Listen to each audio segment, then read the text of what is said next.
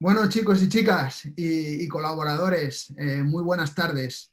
Es la segunda tarde, parece que fue ayer cuando empezamos y a las 10 de la noche o 10 y pico acabamos.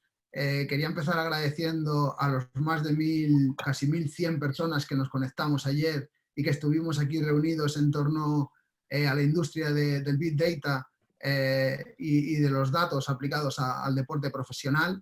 Fue una sesión espectacular, agradecer a todos los ponentes de ayer, a Chechu de Stars Perform, a Manu Heredia de Bisoccer, a la gente de la liga con Fabio Nevado, a Salva Carmona, y fue una verdadera pasada y aunque acabamos tarde, acabamos muy contentos y el material que quedó es espectacular.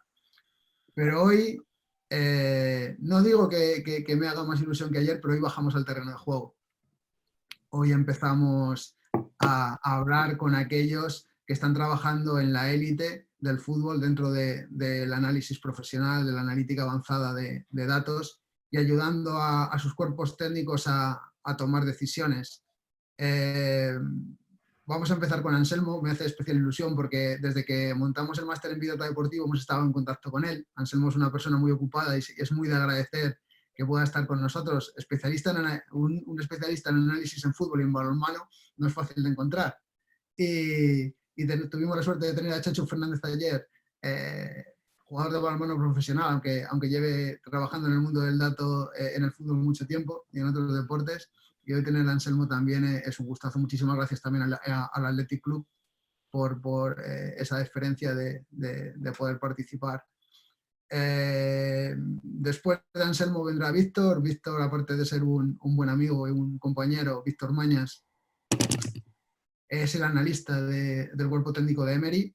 Le presentaremos luego un poquito mejor y de forma más detallada para no quitar tiempo a Anselmo. Después vendrá Dani, otro buen amigo. La verdad es que ya somos una gran familia y todos los que colaboran con nosotros habitualmente se han convertido en buenos amigos y en gente que nos va ayudando y que aporta un montón. Dani Pérez es el analista de Tacón y la Liga Iberdrola, como decía ayer en la presentación inicial, tiene una suerte enorme de contar con él. Y acabaremos con el míster, con el señor Lucas Alcaraz. Si hay un míster por excelencia es él. Cuando le presentemos esta noche, allá a las 9 más o menos, os contaré los años que lleva seguidos entrenando. Ahí os dejo un poco la cuña por si queréis investigarlo, pero os diré cuántos años lleva seguidos entrenando, contando desde tercera, desde segunda B y en primera. Y ahora, bueno, pues tenemos a Anselmo. Sara, ¿qué hay que decir de Anselmo? Bueno, yo creo que tú has dado la clave. Ayer nos preguntaban mucho, ¿no? El mundo de la industria impacta, impresiona, les encantó, pero muchas personas decían, oye, ¿el terreno de juego cuándo? ¿No? Pues el momento es este y además tenemos a Anselmo que escucharle ya responde a todas las preguntas porque no solo es saber comunicarlo, sino todo el trabajo que lleva previo es lo que nos permite ver lo que vamos a ver hoy. Muchas ganas de ver lo que va a contar y también es absolutamente multidisciplinar, porque obviamente su especialidad son los datos, pero con la capacidad, no esa mira 360 para saber enfocarlo al fútbol y, por supuesto, aplicarlo también a su balonmano, ¿no? Entonces, lo primero, muchísimas gracias y yo creo que todo el mundo está deseando bajar al campo ya, tratar el fútbol de primera mano y estamos todos expectantes con Anselmo. Anselmo, es un gustazo tenerte, lo sabes. Es un gustazo conocerte, agradecerte un montón que siempre que te hemos llamado has estado ahí, ya sea para asesorar, ya sea para compartir como hoy. Así que espero que esta sea la primera de muchas.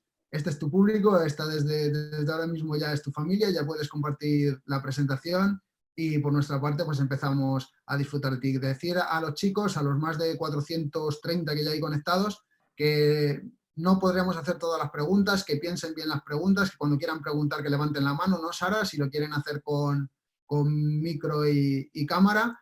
Y si las queréis hacer por el chat de pregunta-respuesta, utilizar mejor el chat de pregunta-respuesta porque por el otro chat es muy lioso y no las podemos gestionar, ¿vale? Cuando termine... En la segunda pestaña, eso es, ayer ponían las preguntas en el chat, si intentamos agruparlas todas en otro parámetro, las vemos más fácil.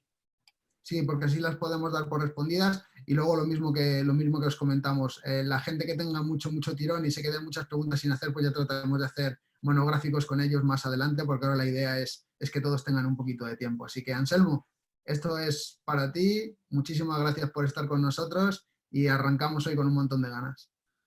Muchas gracias. En primer lugar, como preámbulo, quiero indicar el nicho que habéis ocupado, el espacio.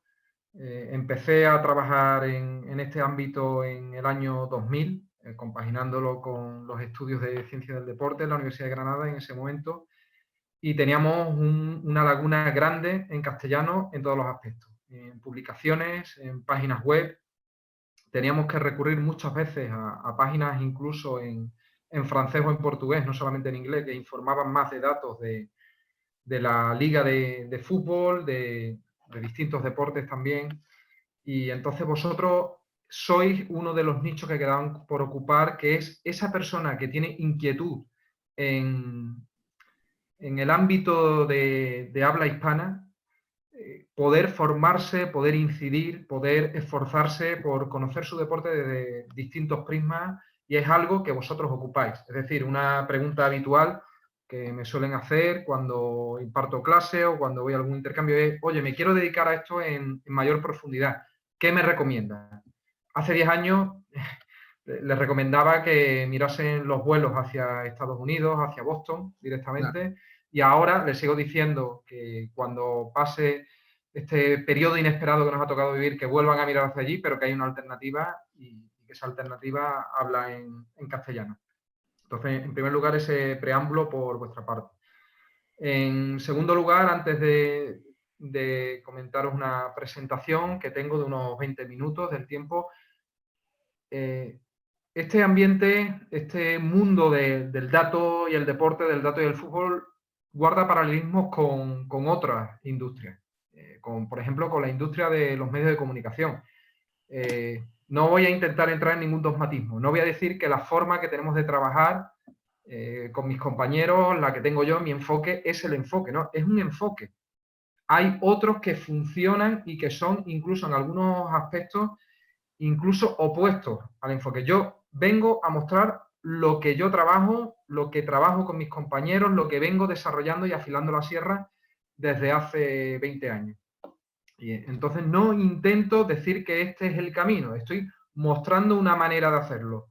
Igual que en su momento yo he caminado a hombros de gigantes, como por ejemplo Víctor Mañas, que era un alumno de cursos superiores cuando yo estaba en la Universidad de Granada. Entonces, también incidir en eso. No vengo a decir que hago nada mejor que nadie, sino este es el camino y esto es lo que yo he realizado. Entonces, no sé si puedo compartir pantalla. Ya puedes, Anselmo, ¿sí? Sin ningún problema. Sí. Decirte que hemos ocupado este nicho gracias a ti y a todas las personas que colaboráis con nosotros y que venís colaborando habitualmente, con lo cual el agradecimiento es mutuo y doble. Muchas gracias, porque esa confluencia, esa empatía ha tardado años en poderse dar, en que pudiéramos conocernos. También Internet ha facilitado que nos conociéramos, pero era algo que cuando hemos tenido que romper el muro o abiertamente casi nos abren la crisma en algunos campos, en algunos pabellones dentro de la lucha por conocer el deporte, pues, es algo que hubiera sido bonito habernos conocido en esos momentos, porque nosotros hemos seguido, pero hay muchos compañeros que empezaron, que tenían más talento, que tenían más conocimiento, que se han rendido, porque este es un mundo duro y hace 20 años más aún. Entonces, creo que podéis ver mi presentación, ¿verdad? ¿Podéis ver la diapositiva? Sí, todo perfecto. ¿Sí? Bien, pues, ¿qué ha ocurrido en estos 20 años? Es decir, cuando empecé, la labor de datos era una labor añadida, no se le llamaba datos, se le llamaba estadística o informática. Empecé con el milenio, con el siglo, y entonces no existía prácticamente ninguno de estos puestos de trabajo que son los que hoy día pues, la industria nos muestra. Podemos ver, por ejemplo, que el inicial podía ser ese analista, que incluso hay algunos teóricos que no lo consideran, que es el registrador. Es decir, ayer Chechu lo comentó, dijo cuál era la forma de empezar en Opta, en estas Perform, y era registrando, era conociendo desde el principio. Es una figura que ha existido desde los años 50, hay libros desde la época de Elenio Herrera, en la cual esta figura existía ya en los banquillos, pero con una manera más sistematizada. Incluso hay tesis doctorales con anotación manual en los años 80 en la Universidad Politécnica de Madrid. Posteriormente pasamos al observador, que era ya un paso respecto a lo que se le denominaba ojeador. Era ya un ojeador con un porcentaje de toma de decisiones basado en una observación sistemática, donde el grupo de María Teresa Anguera fue bastante importante. Y posteriormente la palabra scouter, que no tiene tantos años de uso en nuestro ámbito, se fue incorporando. Las titulaciones no son obligatorias, son, digamos, aproximadas a lo que el mercado va reclamando. Y encontramos que el primer tipo de economista, de ingeniero, de matemático, de estadístico que fue reclamado por la industria, en la línea de lo que comentó ayer Chechu, fue el Booker, el pronosticador. No solamente para los mercados más conocidos de apuestas, sino también para todo aquello que tiene que ver con el cálculo de riesgo. Por ejemplo, los seguros. ¿Qué ocurre si hay una cancelación de un evento por cuestiones climatológicas o por otro tipo? Asistimos precisamente cuando habló ayer del país. Chechu, recuerdo la época con Jordi Álvaro, que él trabajó, en la cual dos personas que venían de balonmano trasladaron al fútbol un aspecto. Yo originalmente venía del fútbol y lo que me atrajo a finales del siglo pasado fue el espíritu y la ética de trabajo y la toma de decisión basada en datos que tenía el balonmano en ese momento. Entonces el país, a través de colaboraciones con lo que entonces era GK Sport, inició toda una serie de visualización del dato y ya hoy día no solamente existe el empleo, el puesto de trabajo del periodista deportivo de datos, sino también del diseñador gráfico o del artista visual, que se trata, ante una misma visualización, poder alcanzar la atención y la seducción de un público, de un jugador. Ese, por ejemplo, es uno de mis puntos débiles. La visualización no ha sido nunca uno de mis puntos fuertes y he intentado siempre apoyarme o aprender en visualizaciones como, por ejemplo, la que The Guardian realiza con un periodismo de datos bastante incisivo. Poco a poco fue apareciendo también la figura del entrenador analista. Yo considero aquí una fortuna haber conocido y tener como jefe a Alberto Iglesias en el Athletic Club. Es una persona de la cual aprendo en cada detalle, no solamente de lo que hace, sino algo que considero muy importante, de lo que no hace. Es decir, a veces se olvida, pero en este ámbito no rajar, no ser un troll, no llevar a cabo comentarios gratuitos, puntúa favorablemente en contra de lo que parece. Y es algo que he aprendido mucho de Alberto, además de su perspectiva del juego. Finalmente, fuimos encontrando también una diferencia entre el analista de vídeo y el data analyst. Esta fue la decisión que tuve que tomar a inicios de la década que ha terminado.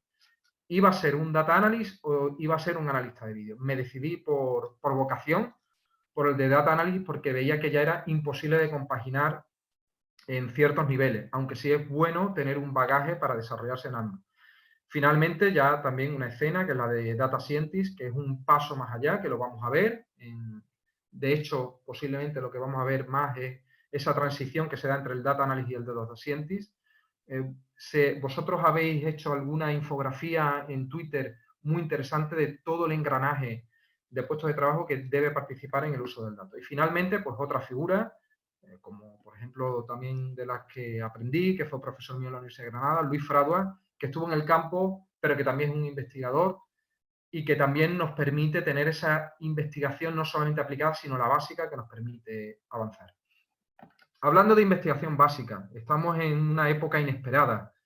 La COVID-19, el coronavirus SARS-2, previamente a esta crisis, una de las fuentes para intentar dar el salto en deportes de equipo entre la simple correlación y la inferencia causal fueron los estudios de epidemiología. Es decir, no es una casualidad que muchos de los protagonistas de la industria del dato ayer hablaran de este aspecto.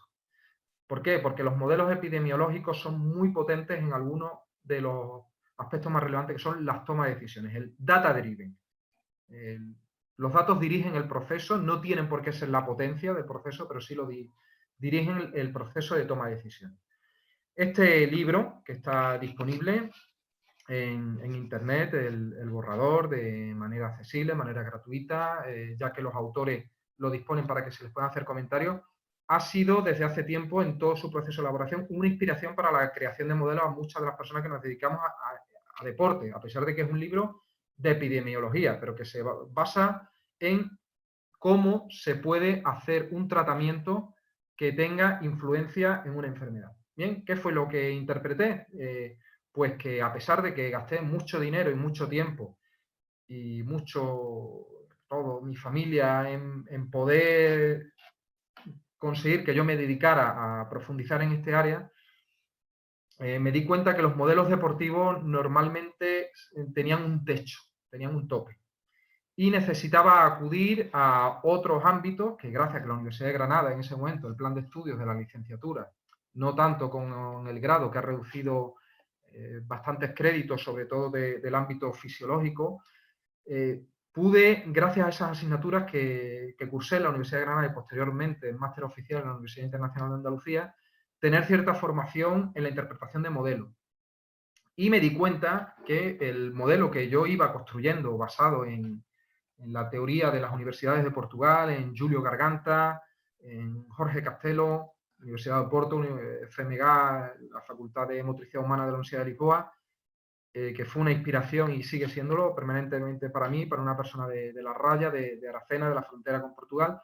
Me di cuenta que el rendimiento era lo que estábamos intentando medir. Allí habló Salva Carmona del libro de Moneyball. Yo estaba en ese momento trabajando en balonmano en Granada, y dentro de las publicaciones científicas a las cuales teníamos acceso en la Web of Knowledge, pudimos comprobar cómo ya empezaba a haber en 2005-2006 artículos que tenían aplicación a fútbol y a balonmano. La clave, lo que nos atrajo de Moneyball, fue algo que era simplemente tener un índice objetivo de medida de rendimiento.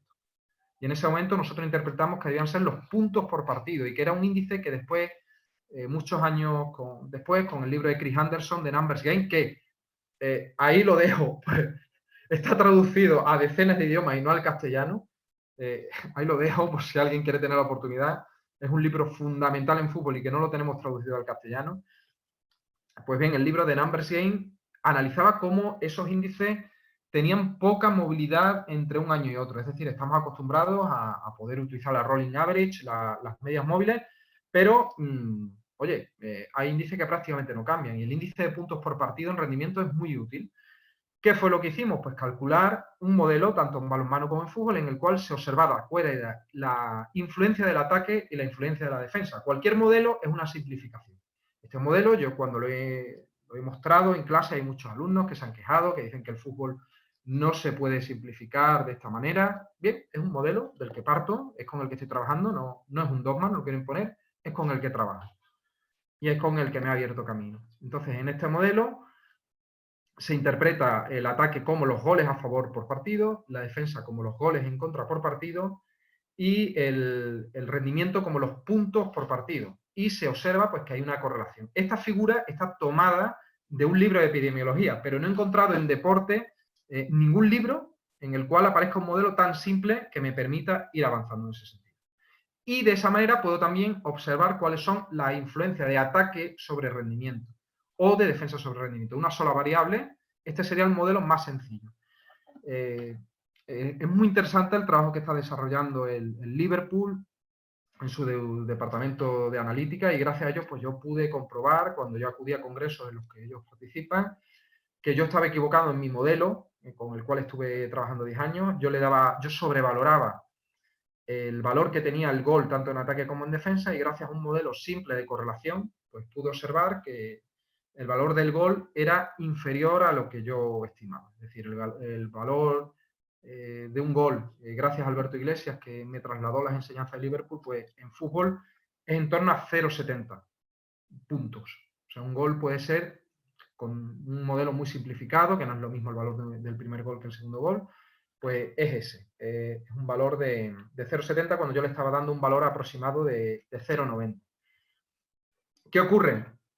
Que os he puesto un modelo muy simple. El fútbol es un modelo más complejo. Cuando intentamos hacer correlaciones una a una, R cuadrado, el coeficiente de determinación, que incluso nos estaría hablando de correlación, que no implica causalidad, que es lo que busca este libro, What If, de Milan Hernán, que es un especialista en epidemiología, que está trabajando intensamente en distintos países actualmente con la crisis del SARS-2. Los modelos epidemiológicos son estos, es decir, un solo fármaco no suele tener influencia para acabar con la enfermedad, sino que ese fármaco tiene que tener en cuenta si el paciente está vacunado. Algo similar nos ocurre en fútbol y en balonmano, es decir, tenemos que tener en cuenta primero la naturaleza de la medida, el criterio, la escala. En fútbol son los goles por partido. En balonmano, por la naturaleza del deporte, no podemos utilizar los goles por partido como un índice fiable. Es la posesión. En fútbol, sin utilizar la posesión, podemos tener modelos bastante fiables. ¿Y qué ocurre? Que aún así, esto es lo que ocurre. Es decir, el ataque y la defensa están influidos por otros factores, que puede ser, por ejemplo, pues, la eficacia del portero, la influencia local visitante, y nos encontramos con modelos así. Pero para poder construir este modelo podemos directamente saltar al Big Data, al Machine Learning. Ha sido brillante hoy en ENIT, como habéis explicado, la diferencia entre Business Analytics, Business Intelligence, pero esta es básicamente el punto de partida y es el camino que hago. Es decir, intentar encontrar primero las relaciones más lineales posibles para posteriormente saltar a un modelo multivariante y ya posteriormente a relaciones complejas. Entonces, digamos, el método es la clave, es decir, cómo trasladar esto al entrenamiento y al partido.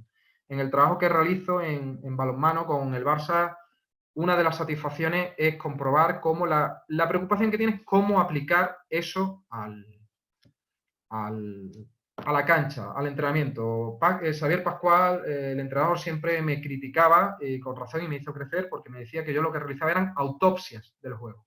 Que ellos no necesitaban una autopsia, necesitaban un diagnóstico vivo de los datos. Entonces, digamos que el método era de lo que partíamos, yo estaba demasiado alejado, tenía un enfoque científico que no llegaba en tiempo y forma. La ciencia era necesaria, pero necesitábamos algo intermedio que era el uso de datos. Y ahí pues he tenido la fortuna de tener dos interlocutores. En el Athletic Club es Alberto Iglesias y en el Barça pues es Jordi Roussel, en el cual ellos trasladan a los cuerpos técnicos lo que yo encuentro con un enfoque más científico, y ellos lo trasladan a un ámbito de datos. Es decir, sería difícil la comunicación si yo tuviera que tratar permanentemente con los cuerpos técnicos.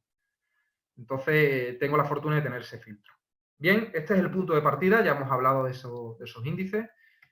Este tipo de gráfico, que suele ser muy criticado también cuando lo muestro como profesor en máster, pero a mí me da un punto de partida. Es decir, igual que un agente de bolsa o un economista necesita mirar ciertos índices de inflación que no van a ser totalmente fiables, pero necesitas orientarte. La liga francesa ha acabado, antes ha acabado la neerlandesa y la belga.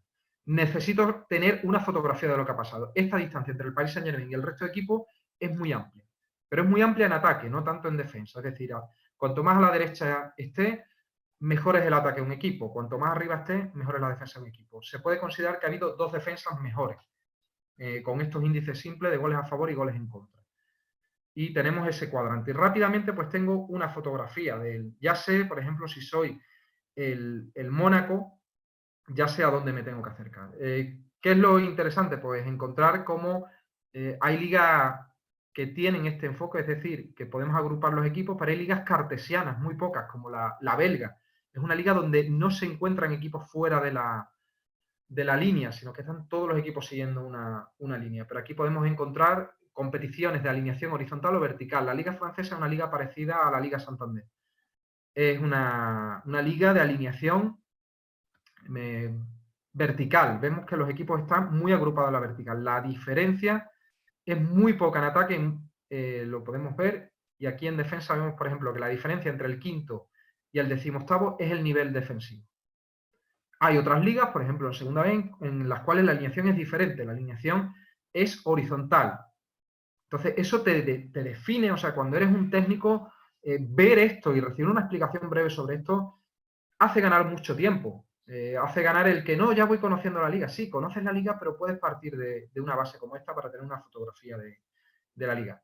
Sé que ahora habrá algún proyecto de troll que estará diciendo vaya que ha descubierto la pólvora. De acuerdo, yo estoy diciendo lo que muchas veces es incluso contraintuitivo y he encontrado que aporta. ¿De acuerdo? Yo entiendo que hay modelos mejores que este, pero es lo que yo trabajo. Para mí es muy importante consultar esta web de Nate Silver y el modelo construido, 538, porque es como eso, es como para un economista consultar los valores básicos de riesgo país, del IBEX, del índice de desempleo. Es decir, aquí tengo un índice que con mayor o menor fiabilidad, pues tengo disponible para conocer el nivel ofensivo, defensivo y de rendimiento. Ellos tienen el de rendimiento. Estos no son puntos por partido, goles a favor por partido y goles en contra, pero es una metodología transparente, abierta, open data, disponible, que puedo descargar y que a mí me permite, pues, generar unos valores de referencia de, precisamente, puntos por partido, goles a favor por partido y goles en contra por partido. Y donde, sin realizar cálculos, puedo ver, por ejemplo, oye, hay 32 equipos en la fase de grupo de Champions. ¿Hay algún equipo americano que de repente en un momento de la temporada salta entre los 32 mejores del mundo? Pues lo tengo aquí. Oye, mírate, somos un equipo de este nivel, estamos entre los 20 mejores del mundo. Entonces también puedo verlo, aquí está por rendimiento, pero por ataque-defensa. Entonces, esto que suele ser despreciado y en las conversaciones un poco en plan snob de yo estoy por encima de eso, se suele decir, no, está mal. Sí, está mal, pero es muy útil. Es decir, y ese mal puede ser un grado de error de 8% que asumo. Es decir, si de 16 equipos me estás diciendo la mentira en 1 o 2, asumo que puede haber un error en 1 o 2. Ya es más de lo que partía. Y además tengo una fuente descargable en la cual yo puedo descargar los datos y puedo trabajar con ellos, como hay aquí este repositorio Open Data en 538. Bien, mi perspectiva del fútbol, influida por, es decir, yo tengo un diálogo permanente de ida y vuelta entre fútbol y balonmano. Llego al balonmano por la Universidad de Granada, lo conocía ya por Nerva, porque había una localidad donde se jugaba, pero tengo un diálogo permanente entre fútbol y balonmano. En fútbol, el estudio de la posesión se daba poco, se estudian mucho los tiros, pero vimos un enfoque muy interesante ayer de Stats Perform, de Opta con Chechu, y es algo que yo intento trasladar conceptos del fútbol al balonmano y del balonmano al fútbol para intentar llegar al out of box, pensar fuera de la caja. Y es algo que me da permanentemente ese diálogo de estar trabajando a diario entre fútbol y balonmano. Entonces, esas 102 posesiones por partido y equipo que ahora conocemos que se dan en fútbol, aunque hay distintos criterios, esto, por ejemplo, Ríos en el grupo Opta, lo dio una definición que me gustó mucho porque es lo que utilizamos en balonmano, puede haber una diferencia máxima de una posesión entre dos equipos. Perfecto, porque eso en fútbol, si no has trabajado en otros deportes como en baloncesto, como en balonmano, es casi imposible llegar a esa conclusión. Porque en fútbol tenemos muchas fases denominadas ping-pong, muchas fases de intercambio rápido de la bola. Pero necesitamos identificar esas fases ping-pong. Bien, esas fases ping-pong, esas fases en las cuales no se llega a tener el balón, podemos cuantificarlas, debemos cuantificarlas si vamos a disponer de mucho material. Entonces, se trata de identificarlas y podemos observar cuál es la probabilidad de marcar gol. El enfoque está haciendo muy bien el Barça con sus analistas de fútbol, con Raúl Peláez, Javier Fernández. Oye, ¿en qué probabilidad tengo una expected possession value, no solamente expected goal? ¿Qué probabilidad tengo de marcar una vez recupero el balón y segundo? Bien, pues en la posesión tipo, lo que he estudiado en fútbol, es que aproximadamente 18 posesiones no llegas a tener un control del balón. Este fue el primer estudio que partió de un estudio que hice de cuando el club de mi tierra, el Recreativo de Huelva, pues se clasificó para aquella final de Copa con Lucas Alcaraz contra el Mallorca. Entonces hizo un estudio de simulación entre las posesiones de un equipo y otro, que se lo mostré a Miguel Ángel Campos, que era entonces preparador físico de él. Este fue el punto de partida, a partir de ahí he ido afilando la sierra. Entonces pudimos comprobar cómo son índices que prácticamente no varían y que Chris Anderson en ese libro de Numbers Game analiza cómo son índices que cambian muy poco de temporada a temporada y que de equipo a equipo varían muy poco. Entonces podemos ver cómo la probabilidad de marcar gol cuando recupero el balón es de 1,2% de media. Si consigo llegar a esa fase marrón es 1,5%. Si llego a esta parte de 2%, muchas veces tenemos expectación en las emisoras de radio, hay narradores conocidos porque cuando el balón pasa de esta sección gris a esta sección amarilla, elevan el tono de voz, la intensidad, el ritmo de sus palabras y solamente estamos pasando de un 2 a un 3%. de probabilidades. Y aquí, pues, esto es algo que tomé de Moneyball en ese periodo, 2005-2006, cuando empezaron a sucederse artículos científicos antes de que llegara a la literatura con Michael Lewis o a cine, que era poder interpretar lo que en balonmano, lo que en béisbol le llaman las armas. Hizo un modelo en fútbol y balonmano, entonces podemos interpretar el que hay un gol aproximadamente por partido, en juego abierto, por equipo y partido, 0,3 goles a balón parado, y después que podemos dividir en goles mediante centro, que son aproximadamente 0,50, de los cuales hay unos 4 tiros a puerta. Entonces hay una serie de métricas que cambian muy poco y que nos pueden dar cuál es la potencialidad de un equipo detallado. De esto, pues hay algunos gráficos que están en mi cuenta de Twitter y que podéis ver. Entonces, básicamente lo que queremos saber es una cadena de menos probable a más probable. Sé lo que ocurre cuando se enseñan este tipo de gráficos, que se suele decir, no, yo lo puedo hacer más, porque con una red neuronal, con networking. Sí, de acuerdo, pero estoy mostrando esto que creo que también puede ser efectivo y a distintos niveles. Es decir, cuando recupero un balón tengo pocas probabilidades de marcar un gol, y esas probabilidades van mejorando a medida que voy avanzando. Es decir, si inicio en contraataque tengo alguna probabilidad más de marcar gol que si inicio un ataque posicional. Si finalizo una gran oportunidad, como es el sistema de Big Chance de Opta, pues es mayor. Si consigo finalizar un contraataque, es una posibilidad muy alta en fútbol, es un 36%. Si genero una acción a balón parado, ojo que estoy doblando la posibilidad de cuando inicio un contraataque. Estoy en un 3,5%. Y esto es un índice que cambia poco entre temporadas, es una media. Sé que también la media recibe crítica, se puede utilizar la mediana, se puede utilizar otras medias, pero es que gracias al libro de Chris Anderson de 2012 decimos, oye, este es el lugar del Big Data. No voy a matar moscas a cañonazos. Me puede dar las medias, las medianas me pueden dar una herramienta muy buena. Me pueden permitir construir sistemas de referencia, valores de referencia. Pues bien, generar una acción a balón parado normalmente es un 3,5%. ¿Qué ocurre cuando hago un centro? Estoy por debajo de un 2%. Pero cuando realizo un centro tengo más probabilidades de que cuando inicio un contraataque de marcar gol. Estos son probabilidades de marcar gol cuando ocurre. No estamos hablando de la frecuencia de aparición. Cuando inicio el juego abierto, que es una traducción que se da poco en castellano, el open play, mi probabilidad es, cuando tiro de fuera del área, mayor que cuando realizo un centro. Un 2,8%. Esto es una media. Ahora vamos a ver cómo cambia esa acción, uno de los factores. Esto se hace así por fines didácticos. Un penalti, curioso. Tanto en fútbol como en balonmano es la misma probabilidad, 74%. Ignacio Palacios Huerta es el mayor especialista mundial en distintos ámbitos en economía. Cuando he acudido a distintas conferencias en Europa, es una eminencia que es el keynote.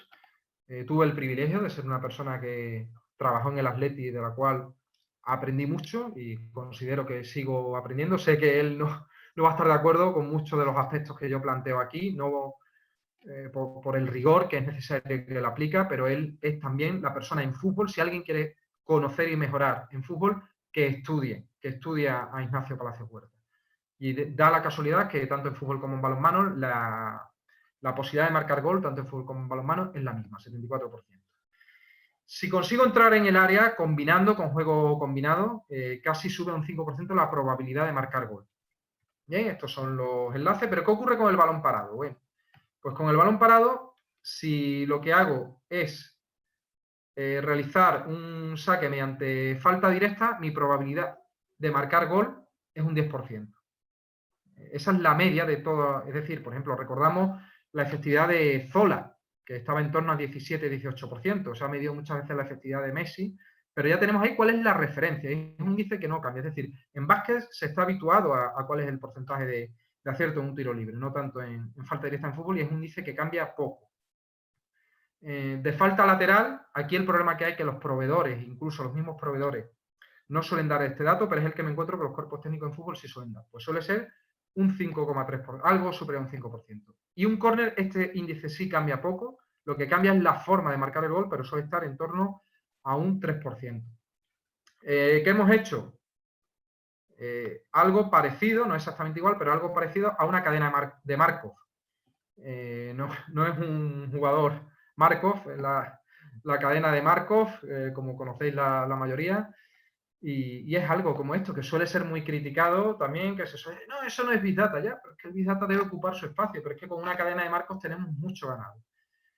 Y esto pues es algo que si yo no hubiera trabajado en balonmano, pues no hubiera tenido la idea de aplicar esto en fútbol. Por ejemplo, yo nunca hubiera dividido con la fase de juego a contraataque, porque en balonmano es crucial tener esto dividido y es la primera intuición que se saca del juego en balonmano, pero en fútbol no es tan intuitivo y normalmente en fútbol lo que más buscamos son contraintuiciones. Si le vamos a decir al cuerpo técnico, le vamos a decir a ese filtro que tenemos el cuerpo técnico que el cielo es azul, eso me puede servir para publicar un artículo, obtener puntos en un índice de impacto, pero no me sirve para poder ayudar a un cuerpo técnico, para un modelo data-driven. Necesito de vez en cuando presentar algo que sea contraintuitivo, no que le rompa los esquemas, pero sí que le haga plantearse al entrenador una relación que él no se planteaba, o al cuerpo técnico o a ese filtro. Bien, ¿cuál es, entre comillas, mi chuleta? La chuleta que tengo presente siempre.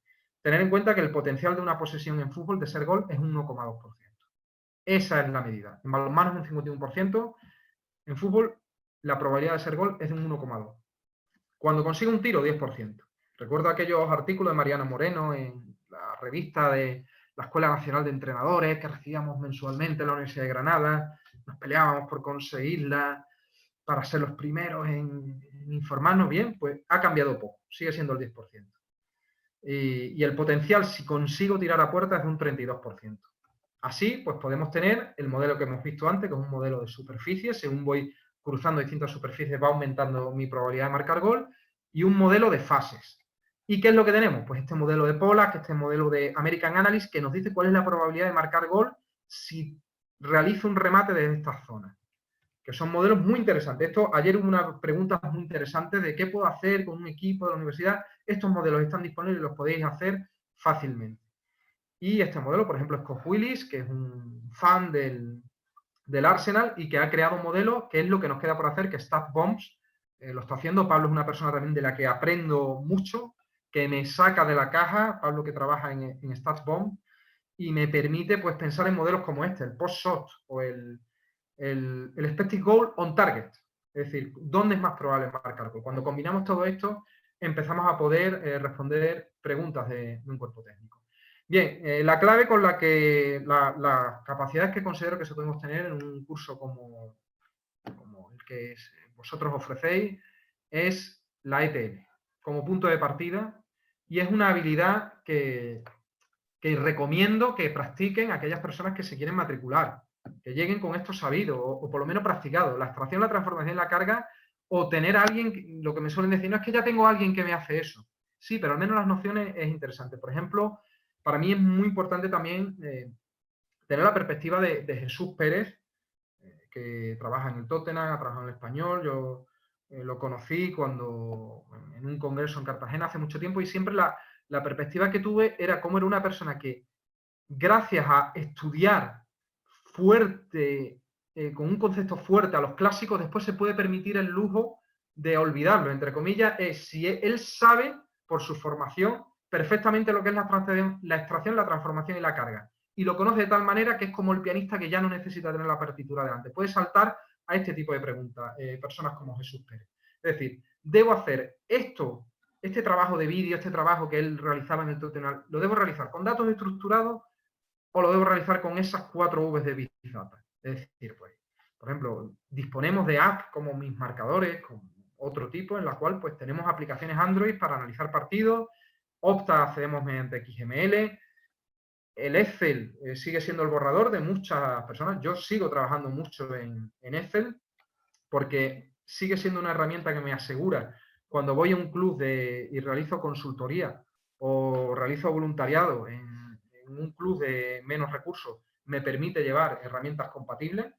Y normalmente pues son el tipo de queries de play-by-play. Es decir, uno de los retos que creo que se va a plantear en esta década que entra es saltar del tiro, del remate, a la posesión en fútbol. Entonces, aquí podemos disponer de ecuaciones estructurales de modelos SEM y SPSS, que es un programa que cada vez se utiliza menos, por R, por otro, pero nos puede dar unos test estadísticos significativos útiles. Bien, Big Data. ¿Cuándo no matar moscas a cañonazo? ¿Cuándo es necesario? Pues normalmente cuando no tenemos informe de jugada a jugada y queremos transformar lo que tenemos precisamente en un informe play-by-play. Ese es el principal uso que observo y pronostico para el Big Data en la próxima década. Por ejemplo, también para medir las interacciones y mensajes de jugadores, y más en un periodo como este de confinamiento. Las fuentes de datos no estandarizadas, tenemos muchas veces orígenes de tracking diferentes, uno del GPS y otro del proveedor de la liga con cámaras. Pues es importante utilizar Big Data no solamente en la fase de ETL, sino para generar modelos mediante Machine Learning y para explorar modelos explicativos. ¿Qué es esto? SPSS nos permite la imputación múltiple, nos determina mediante distintos métodos un análisis de patrones. Volvemos aquí. SPSS te permite encontrar cuál es un modelo que le dé una explicación, una inferencia causal a lo que estás haciendo, pero a veces necesitamos otras herramientas, necesitamos Machine Learning, necesitamos Python, necesitamos R. ¿Qué es lo que ocurre? Que estos son los modelos que personalmente he podido entender. Hay muchos modelos de ese libro, de Causal Inference, de un libro de epidemiología, que no he podido entender. Estos son los que he comprendido y los que pueden tener alguna aplicación a deportes de equipo. No tengo capacidad, podría tener a lo mejor tiempo, si me organizo bien, pero no tengo la capacidad para entender lo que yo generaría. Necesito centrarme en los modelos que conozco, apostar por ellos, por esos modelos que conozco.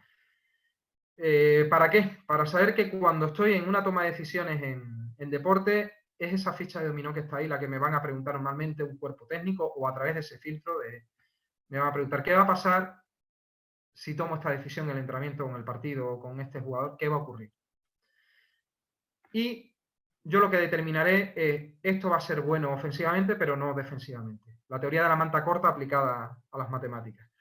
Y al final nos va a reportar ese ataque o esa defensa conectada, nos va a aportar eso hacia el rendimiento, hacia esa L.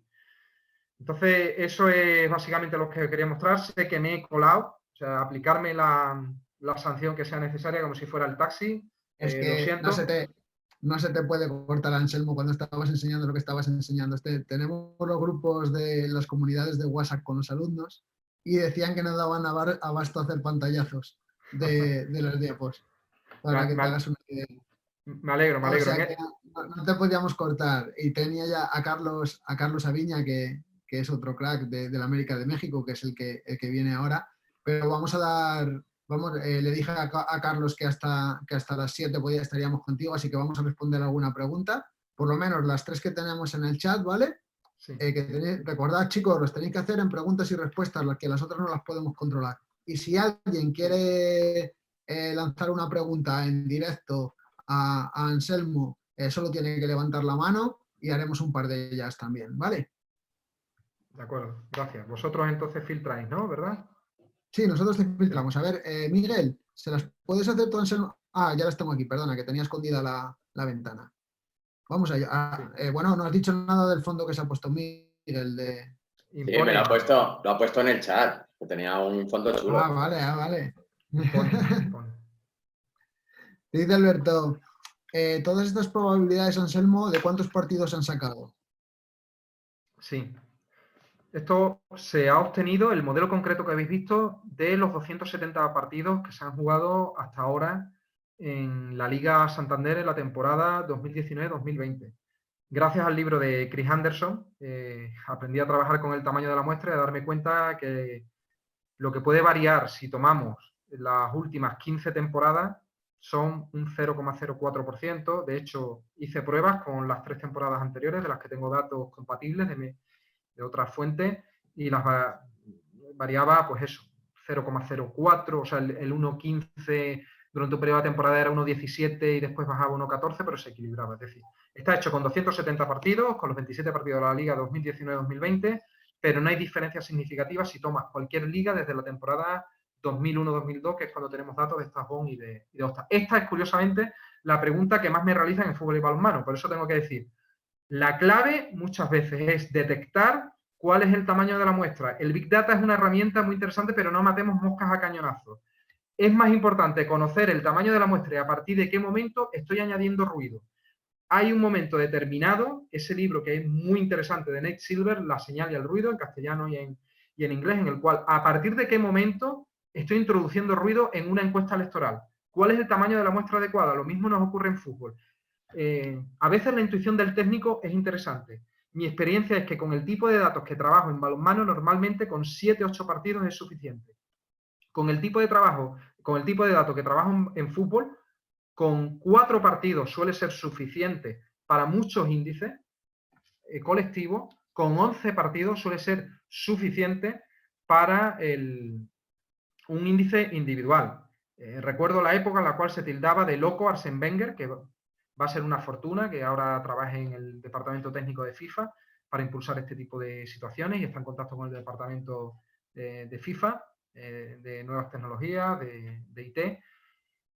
Pero cuando tildaban de loco a Arsène Wenger porque iba a haber muchas veces un partido, un jugador, normalmente coincide con lo que después nos hemos encontrado que matemáticamente coincide. Por algo le llamaban el profesor también. Seguís con la primera que he desaparecido un rato, que me tumbó la plataforma. A ver, paso. Sebastián Chevy te pregunta, Anselmo, si estos porcentajes están basados únicamente en el Recre de Huelva. No, eso lo he explicado de tal manera que pueda haber, por intentar hablar de mis inicios y de mi tierra, que a lo mejor se ha confundido.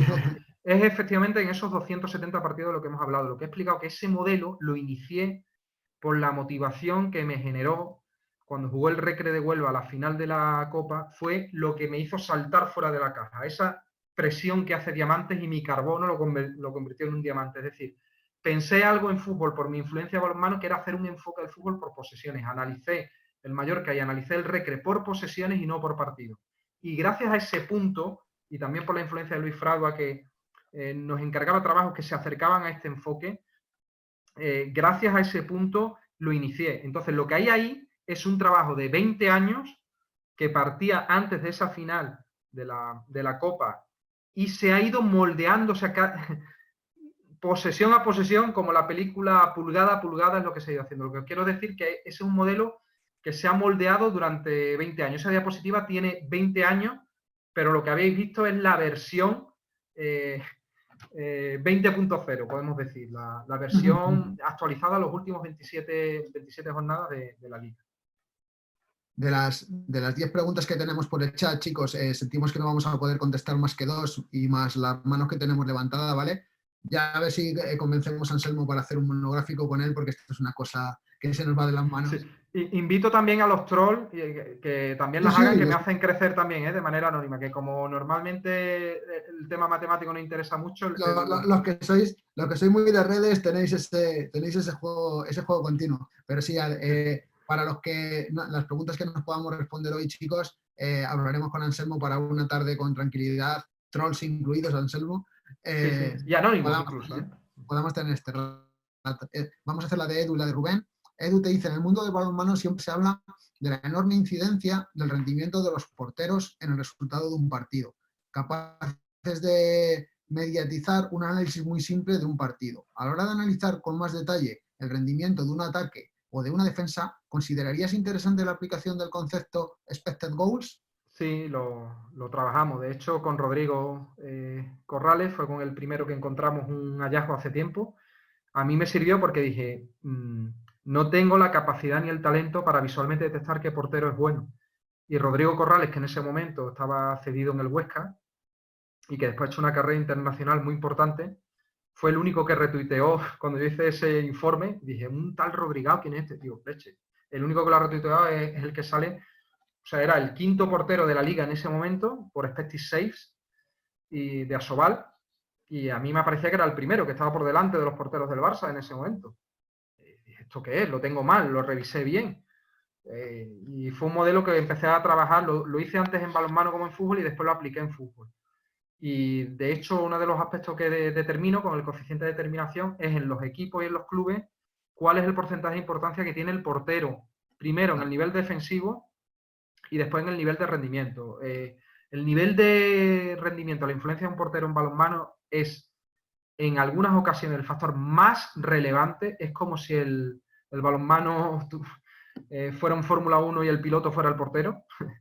Y oscila entre un 20 y un 55% la influencia que tiene un portero en el resultado final de un equipo al final de la temporada. Gracias, Edu. Te paso la de Rubén y luego le doy paso a Oliver y pasamos con Carlos. Hola Anselmo, ya te he visto varias veces y como siempre genial. Gracias por tus aportaciones. Utilizo tu modelo EGFGC desde que te lo vi por primera vez. Gracias también por defender la figura de licenciado en Ciencias de la Actividad Física y el Deporte en el ámbito del dato deportivo.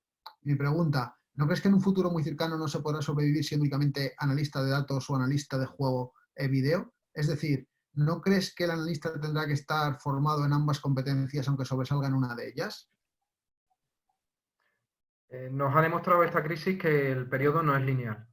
Yo estoy trabajando de analista de datos porque desde hace 5 o 6 años se tiene presupuesto, primero en Double Pass, en la mejor consultora de fútbol que existe mundial, y tenía un presupuesto solamente para un analista de datos, porque después el Athletic Club se lo pudo permitir, porque el Barça en balonmano se lo pudo permitir. Pero si esta crisis sigue de esta manera, lo más probable es que algunos analistas de datos tengamos que refrescar nuestras habilidades en análisis de vídeo porque no va a haber presupuesto. Entonces, es como las tendencias del mercado, lo que hemos hablado antes de los índices bursátiles. Si el índice de desempleo aumenta, vas a tener que refrescar y que reciclar nuevas habilidades. Si el índice de desempleo vuelve a bajar, pues quizá haya un grado mayor de especialización. Vivimos siempre en un ámbito que se debate entre especialización y no depende solamente de nosotros, sino de lo que la industria requiere o de lo que nosotros somos capaces de mostrarle a la industria. En todo caso, si la vocación, lo que puedo decir, si la vocación es el análisis de datos, yo tomé decisiones muy duras en mi carrera. Hay muchos compañeros aquí que me están escribiendo y están recordando momentos muy duros y también muy duros para mi familia, en los cuales renuncié a mucho por intentar profundizar en datos. También invito, sin volvernos locos, pero si la vocación suya es el análisis de vídeo o la vocación suya es el análisis de datos, importante mirar a todo, pero también profundizar en su ámbito. Oliver, buenas tardes. Hola, buenas tardes. Bueno, Olivier, soy Olivier, alumno del segundo... Sabes Sí. que siempre te llamaré Oliver. Ya. Tengo ahí Bueno. grabado. Olivier, buenas tardes. Buenas tardes. Soy el alumno de la segunda sesión de Master Big Data. Yo no soy tanto de balonmano y de fútbol, pero del rugby. Entonces, la pregunta para Anselmo es la siguiente. ¿Tu modelo de análisis de datos también podría utilizarse para un deporte que no tenga portero? Porque como tú has dicho que el portero, tanto en estos dos deportes, es muy importante. Gracias a Jordi Álvaro, tuve que hacerlo en deporte, en una presentación que hicimos a australianos. Lo tuve que hacer para los deportes más importantes que había en Australia. Y había algunos que no tuve que desarrollar modelos y los he seguido utilizando. Entonces, en rugby en concreto, en el último, creo que si vas a mi cuenta de Twitter hay algún análisis publicado del último mundial de rugby. El rugby es una de mis pasiones, lo he estudiado mucho la influencia que han tenido los cambios de puntuación y mi ventana siempre ha sido Francia. Vale. Y los métodos franceses tanto de enseñanza. Entonces, lo he aplicado, lo he hecho, he aprendido mucho gracias a una coincidencia de un proveedor común que teníamos y recordáis que en San Mamés se jugaron finales de competiciones europeas. Y el rugby es, sin duda, de todos los deportes de equipo que conozco, el que tiene un eventing más avanzado, un play-by-play más avanzado. Me ha hecho saltar de la caja menos que el balonmano, pero de manera más intensa. Y hay modelos concretos que, como no te voy a decir lo que he traído del rugby al fútbol, sí te voy a decir lo que considero que se puede llevar del fútbol al rugby, que tiene aplicación, aunque no haya portero, que es en concreto el asignar una puntuación por posesión y no solamente por partido o por tiempo o por periodo, sino el expected possession value aplicado al rugby, que es algo que creo que se le puede sacar bastante partido, no tan profundo como el que tiene el Barça, sino como el que hemos visto antes, uno digamos más casero, más sencillo de cuáles son las probabilidades en función de la recuperación. Es decir, a partir de qué momento el riesgo-beneficio me termina poder hacer un drop o a partir de cuándo el riesgo-beneficio me permite hacer un ensayo. Soy una generación que, además de crecer con Jon Alomu, esa portada del equipo de aquella semifinal a 15 centímetros pre, que se quedó en aquel mundial a 15 centímetros, quedó para mí como una metáfora, y tengo esa portada del equipo como una metáfora de no lo lograron, se quedó a 15 centímetros el oval de la línea de ensayo, pero fueron un ejemplo y consiguieron después esa meta. Entonces, un placer, Olivier, y gracias a las personas del rugby por tanto metodológicamente como matemáticamente lo que hacéis. La próxima vez que hablemos hago la versión corta del spot, que me alargo mucho, me recreo. Pues gracias y espero ser compañero tuyo en alguna investigación sobre esto. Gracias. Sí, Un yo abrazo muy fuerte, Olivier, encantado. Hasta luego. Un placer. Bueno, Anselmo, Miguel, tú puedes cambiar el fondo por el del Estadio Azteca. No tengo del Estadio Azteca, tengo otro. Pues píllalo, que tenemos. Anselmo, muchísimas gracias. Creo que nos dejamos 15 preguntas sin contestar. Más las que hay por los chats, más las manos levantadas, pero no nos ha dado de sí. Os muestro mi disponibilidad para hacer pues, una sesión solamente de Q&A, o sea, perfecto, y además... Sí, con una exposición inicial tipo la de hoy y una horita, hora y pico de preguntas. Pues muchísimas gracias, te tomamos la palabra y lo organizamos para toda esta gente, los más de 1.600 que se han inscrito. Tenemos picos de 600, 500 en directo, 700 incluso, y te tomamos la palabra y súper agradecidos, Anselmo, eres un verdadero crack. Escucharte es difícil pararte, es lo que te decía antes, no te podíamos parar. Ahora, gracias, porque ahora yo voy a aprender mucho, porque México ha sido también uno de mis focos y ahora me pongo a aprender. Que vaya bien, Carlos, gracias. Gracias, Anselmo.